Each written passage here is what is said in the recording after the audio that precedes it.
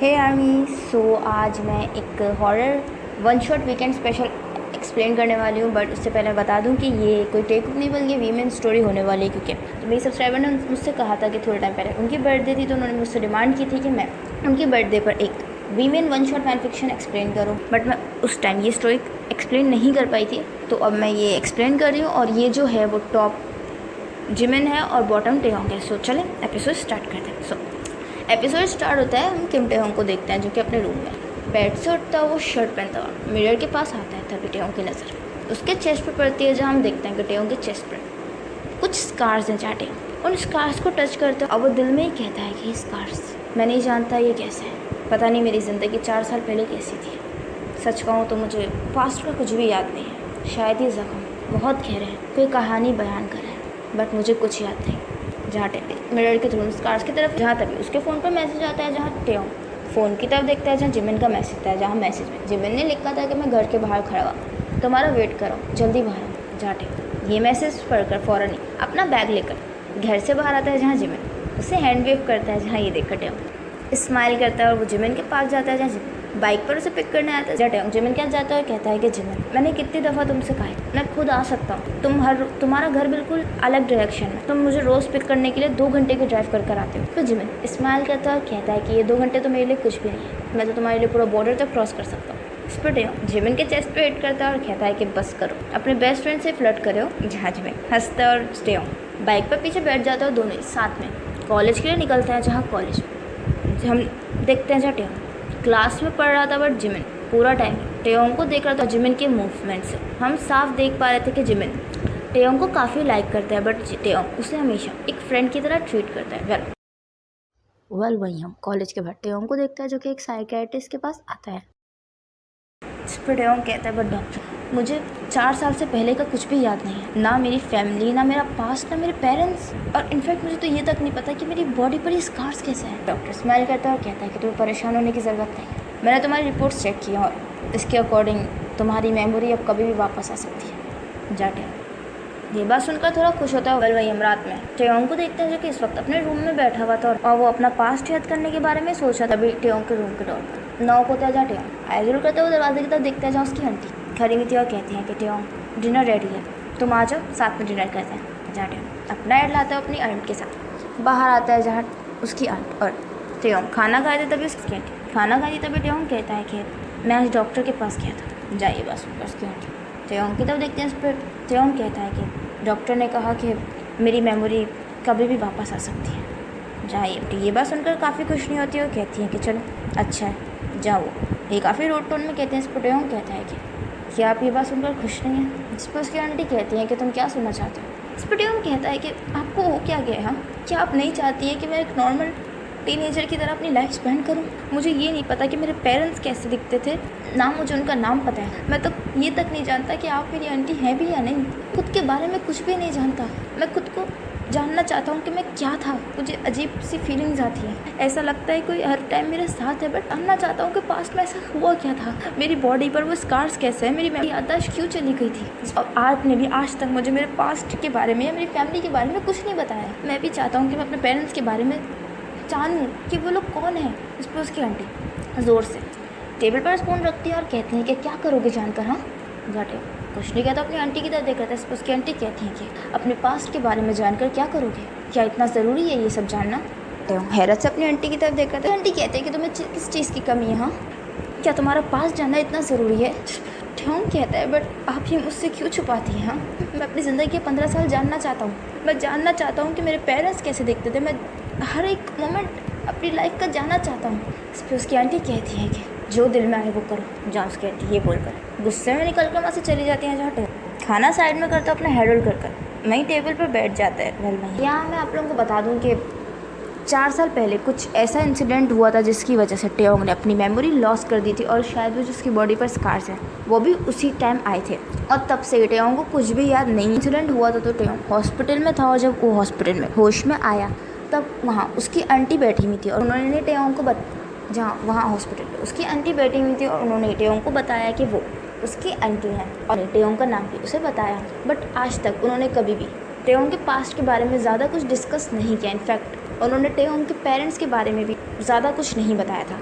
जहाँ टेयोंग को हमेशा कुछ क्रीपी फील होता था और उसे ऐसा लगता था कि वो अपनी लाइफ का बहुत ही इंपॉर्टेंट पार्ट मिस कर रहा है। यहाँ हम रात में टेयोंग को देखते हैं जो कि इस वक्त सो रहा था, बट तभी कुछ विजन्स आते हैं जहाँ वो कभी पानी के अंदर डूब रहा था और वहीं उसे ट्रैफिक के साउंड सुनाई देता है और उसे एक ब्लैक शेडो नजर आता है। जहाँ ये सब देख कर टेयोंग डर कर उठ जाता है और ये सब टेयोंग को उसके पास्ट के विजन्स आ रहे थे।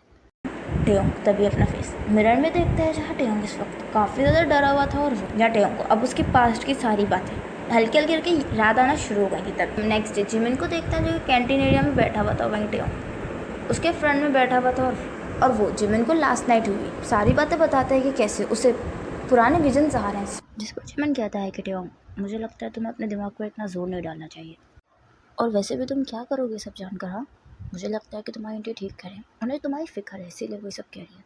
अगर तुम अपने दिमाग पर ज़्यादा जोर डालोगे तो हो सकता है तुम लाइफ टाइम के लिए अपनी मेमोरी लॉस कर दो, इसीलिए अपने पास्ट के बारे में इतना मत सोचो। जिस पर टेयोंग कहता है कि प्लीज़ अब तुम मेरी आंटी की तरह साउंड कर रहे हो। जहाँ जिमिन कुछ नहीं कहता वो जूस भी लगता तभी टेयोंग कहता है कि वैसे जिमिन, क्या तुम मुझे 4 साल पहले से जानते हो।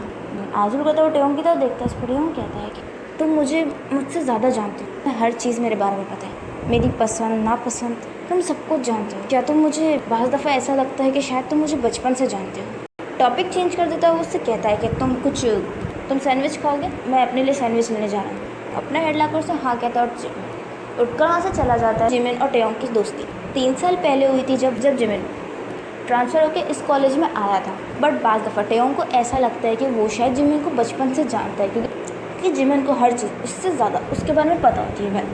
वहीं हम रात में टेयोंग को देखते हैं जो कि अपने घर की, जहाँ वो आज घर पे अकेला था और उसकी आंटी बाहर गई हुई थी। तभी टेयोंग अपना फ़ोन चार्ज पे लगाता है जहाँ उसका चार्जर काम नहीं कर रहा था। जहाँ ये देखकर टेयोंग अपनी आंटी के रूम में जाता है दूसरा चार्जर लेने के लिए। तभी जैसे ही रूम का दरवाज़ा खोलता है वो चार्जर लेकर जा ही रहा होता है, बट तभी उसकी नज़र अलमारी पर पड़ती है। जहाँ वो थोड़ी देर सोचता है, वो जाकर फ़ौरन ही अलमारी खोलता है जहाँ उसकी आंटी उसको अलमारी में घुसने से हमेशा मना करती थी। जहाँ टेयोंग कुछ चीज़ें ढूंढने लगता है जिससे शायद उसे उसके पास्ट के बारे में कुछ याद आए, क्योंकि टेयोंग हमेशा अपने पास्ट को लेकर थोड़ा सा क्यूरियस रहता है। तभी टेयोंग अलमारी में टेयोंग को एक एल्बम दिखता है। जहाँ टेयोंग उस एल्बम को खोलता है और उसमें टेयोंग को एक बच्चे की तस्वीर दिखती है। जहाँ टेयोंग समझ जाता है कि वो उसी की तस्वीर है। तभी टेयोंग दूसरी तरफ देखता है जहाँ वहाँ उसे उसके पेरेंट्स की पिक्चर भी दिख जाती है। जहाँ टेयोंग अपने पेरेंट्स की पिक्चर देखकर इमोशनल हो जाता है, बट उसे पास्ट का कुछ भी याद नहीं आता। तभी टेयोंग और पिक्चर्स देखता है जहाँ उसकी फैमिली फ़ोटो थी, जहाँ उसकी आंटी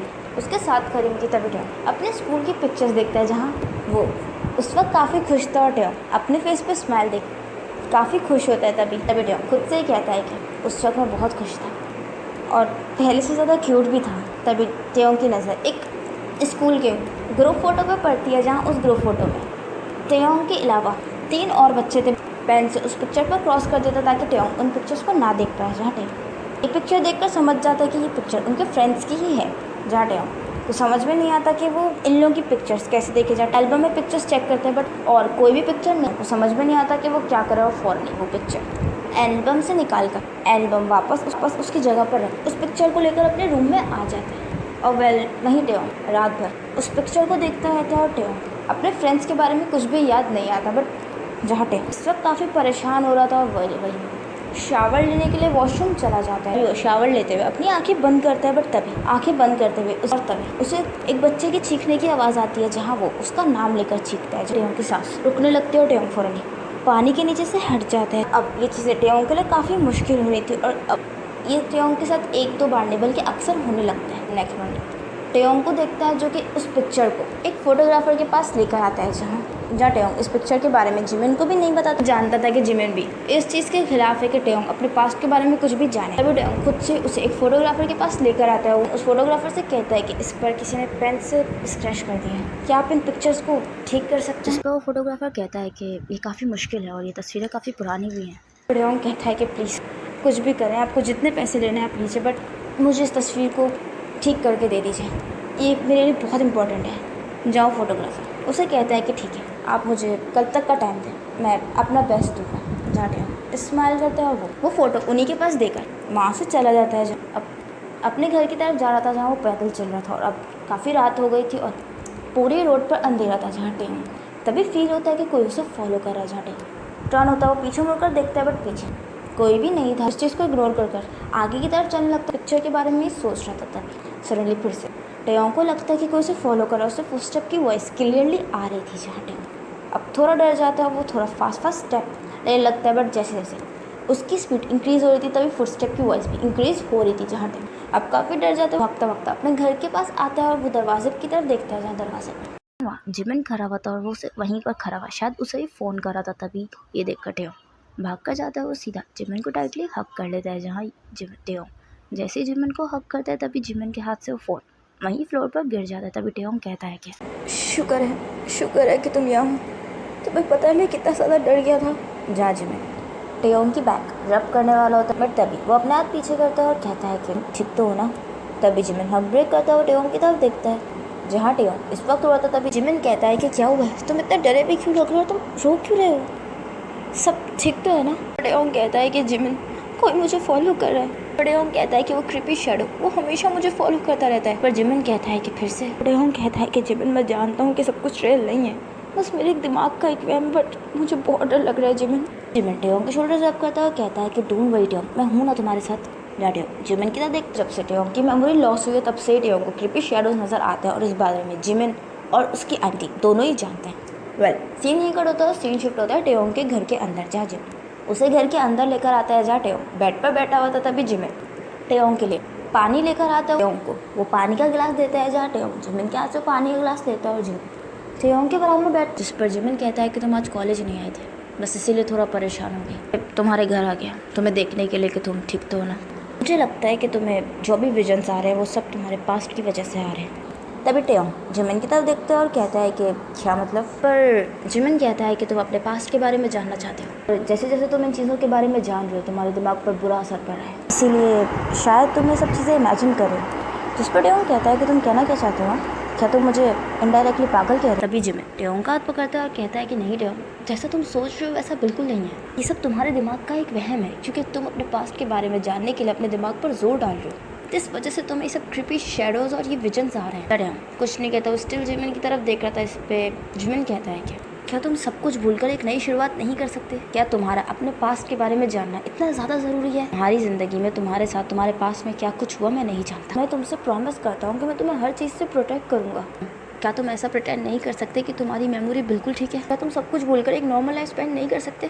क्योंकि जितना तुम्हारी मेमोरी लॉस होने से तुम सफ़र कर रहे हो उससे कहीं ज़्यादा मैं सफ़र कर रहा हूँ, क्योंकि मैं तुमसे प्यार करता हूँ। जहाँ पर टेयोंग कुछ नहीं पर जिमिन कहता है कि क्या तुम मुझे डेट करोगे?